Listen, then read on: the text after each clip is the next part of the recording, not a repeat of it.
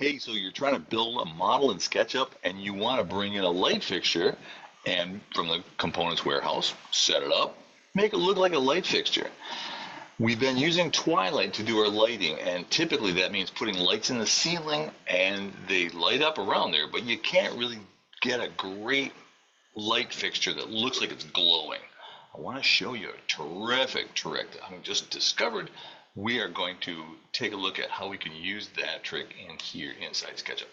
So I'm in SketchUp right here. You can see what I've got is a little room. I've closed the room off so I can control all the lighting. All I've got in here are 5 50-watt bulbs. You can see these 4 spotlights that are there. There's one more inside this light. And if I say, run me a render of that, how does that look at this particular point? You can see that's what I've got. I've got the light fixture in the ceiling. The lights are shining beautifully on the side walls. There's one inside that light fixture. Looks cool. But what I can't get is this light fixture to look like it's actually on. So here's the trick. I want to get into this. I've got to open up this component and get to the point where I can choose these 4 globes and pick the individual spots on those guys. I'm just going to grab that one and that one and that one and that one. So I've got those pieces. You have to double click, as you know, to get inside the component and then choose individual elements inside that. Here's where we are. I'm going to choose this little icon right here. There's render, there's environment, there's lights, there's materials. We haven't talked about materials almost at all, but get into your materials right there. It says I want you to select the thing that you want to change. If you double click those guys, it says, oh, that's a SketchUp model. It's got a color of nothing, you know, it's blah, blah, blah. Now what I want to do is go to templates and say I want to make that an emitter. I want that to emit light from that particular surface.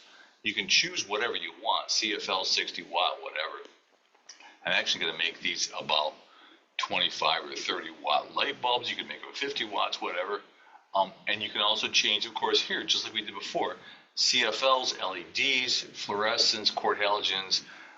You can pick that whatever you want. So that's how you would set that up in order for that to work. When you do that, I'm not going to make you sit here and watch me run the render because it takes a while. And you, of course, have to get out of that particular group right now. It's closed. So if I click this and say run me a render, it says there are some things that are open. You want me to close those? I go, yes, I do. And it's going to take, I don't know, maybe 20 minutes for that to run. But what I'll show you in Photoshop is how that looks. That's where we're going. That's what it looks like. You can still see I've got the 5 actually, 50-watt lights. But now I've got a light source emitting from those globes up on the top. You can continue to control it. I wouldn't recommend using the emission control there to light your entire scene. You still want to have some lights put in from the Twilight model. But wow, does that make a difference? I hope you're having the same kind of fun that I am having because, man, this stuff is cool. See you later.